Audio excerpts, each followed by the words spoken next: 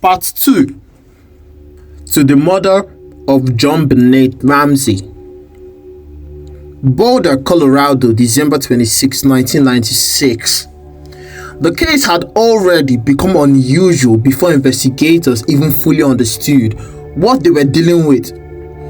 At the beginning, nobody arriving that morning believed they were stepping into one of America's most discussed unsolved cases. They thought they were responding to a kidnapping. That assumption would shape everything that followed forever. Around 5:30, the discovery of that note.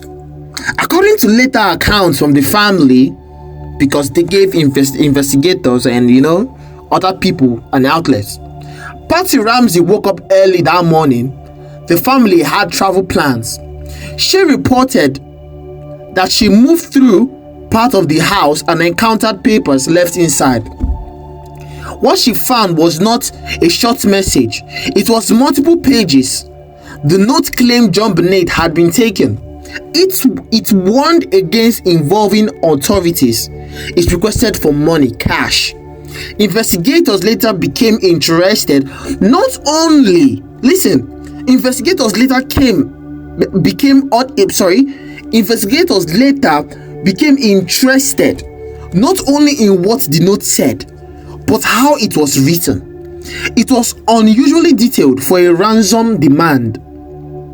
The amount requested about something that matched a recent bonus connected to John Ramsey's employment. So the fact here is that they think investigators speculated that John Ramsey, not like it's a suspicion, but it matched what was connected to John Ramsey's employment, John Ramsey being the father. That detail will become one of the most discussed elements of this case. But at that moment, none of that analysis existed, only panic. Emergency services were just called. Then later on, 911 was called.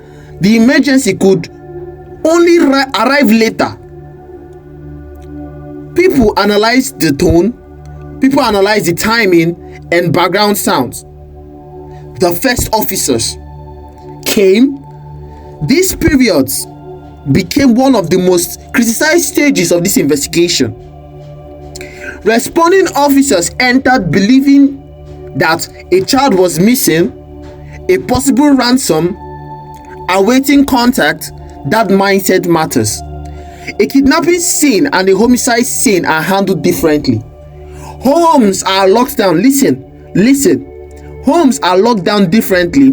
Movement is restricted differently and evidence is preserved differently. But in this situation, the police did not even think about restricting anything. The event happened, people walked in how they wanted to walk in, and they must have tampered with evidence. How can you be called and a child is missing, and the police didn't give any order that, look, the family should not let anyone inside? In fact, clear and evacuate this place. This place is in fact now a crime scene. No, they just let everybody do what they want to do.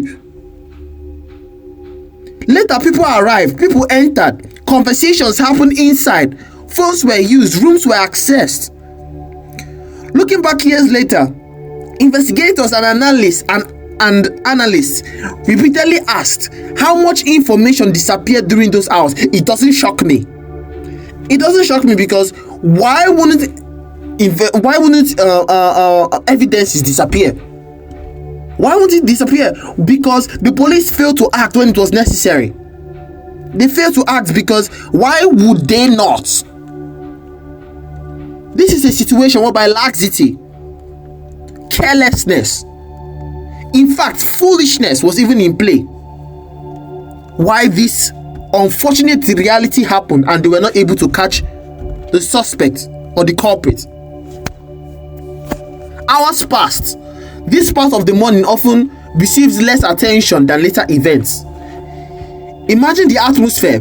People inside expecting instructions.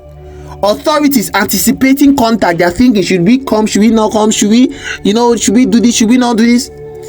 No one yet treating the house as a confirmed murder scene.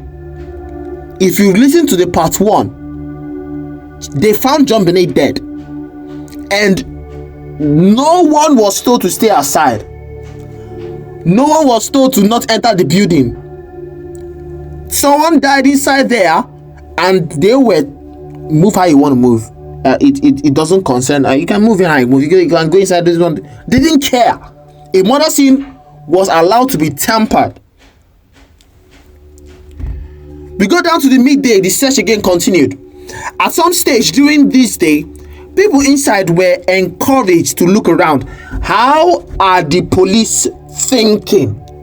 What they think when you send unprofessionals, people that don't know anything about investigation processes, people that don't know anything about crime and inspection of crime, you send them to go and search for information and details in the house. It is crazy, because this was one of the most repeated criticisms later that story, or later in this story I meant to say. But hindsight changes perception. At that time nobody knew what they would find. This was actually before they saw the dead body. But even if they didn't see the dead body, or it was just a speculation, friends and families and well-wishers should not be allowed to run investigations by themselves. They are only allowed to run investigations by themselves only when the police have tried and there's no other way out, but rather to just throw the ball in and say, do what you can do, run an investigation on your own, and if you see anything that attracts you, come and give us a call. The moment everything changed, from that point forward, no ransom, no kidnapper negotiation. Now investigators had a death inside the home. But the discovery created immediate complications by then. People had walked around. Potential evidences have already been scattered because objects have been moved. The room itself became central to future forensic analysis. Why wouldn't everything be misplaced? Can you tell me why everything will not be misplaced when you have a careless leader that ruled that police department at that particular point in time, that will have the mind to give orders that you can go inside and look for whatever you want to look for? We, the police, are not coming in. It doesn't concern us. And they are expected to find the killer, or they are expected to find the culprit. It wouldn't be possible. Why? Because you didn't think properly. Going further, household involvement speculation. Another theory examined whether events occurred inside the household or maybe outside the household. The supporters pointed to note characteristics, timing questions, and familiarity with the home. The questions were: why stage a kidnapping? Would a family create such complexity? No court established guilt. No one was convicted. These remain investigative directions, not proven conclusions. The ransom note analysis. The note became almost its own investigation. Handwriting experts reviewed samples, number of times. Language experts reviewed wording. Behavioral analysts discussed structure. People asked, why multiple pages? Why certain phrases? Why specific amounts? Why right inside the home? Different experts reached different conclusions years later. There was still no universally accepted answer because there was nothing to be seen. Why would there be nothing when the police were involved? Negatively, not positive, negatively. Public explosion. Once national media arrived there at this case, the case transformed. This was not just local news anymore. Television covered everything. Commentators speculated. Magazines covered appeared. The family itself became part of the story and an attraction to people. That level of attention created pressure. Police faced criticism. Definitely. Why wouldn't they face criticism when you allow the scene to be trampled upon? Media faced criticism also. Public opinion formed before evidence was complete. The family under the spotlight. Interviews became major events. Body languages were analyzed. Word choices were analyzed. People interpreted everything. Some saw grief, others saw inconsistency, others saw lies. Experts frequently warned against drawing conclusions from appearances alone. Real investigations require more than impressions, but rather the public attention evaluates, and they just gave what they thought it was. Years of re-examination. As years passed, evidence were visited, like they were revisited over and over again. Technology improved. Now testing methods appeared. Old assumptions were challenged. Some developments led people to reconsider earlier theories. Other developments created more questions. The case was never disappeared.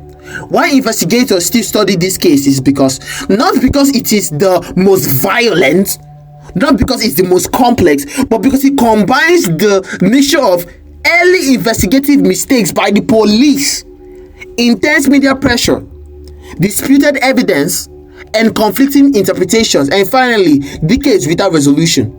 It became a case of study in how does uncertainty survive for generations. It was terrible. The murder of John Bennett, for me, is an insider that did that job. I don't know who to call, I don't know who not to call. But the person that did it would have been caught 100%. But because of the fact that the police were not focused, were distracted, were being laxy, they exhibited a level of foolishness, I would say. Unfortunately, I'm sorry to say that. That is why the killer left along. I have seen situations whereby the police have messed up, but not to this extent. Not to the extent of allowing a crime scene, even though they have not seen the body or not. It is a terrible thing to allow a crime scene to be destroyed by allowing people to flood the crime scene rather than labeling that place a no-go area. Stay tuned, and we will dissect more stories like this.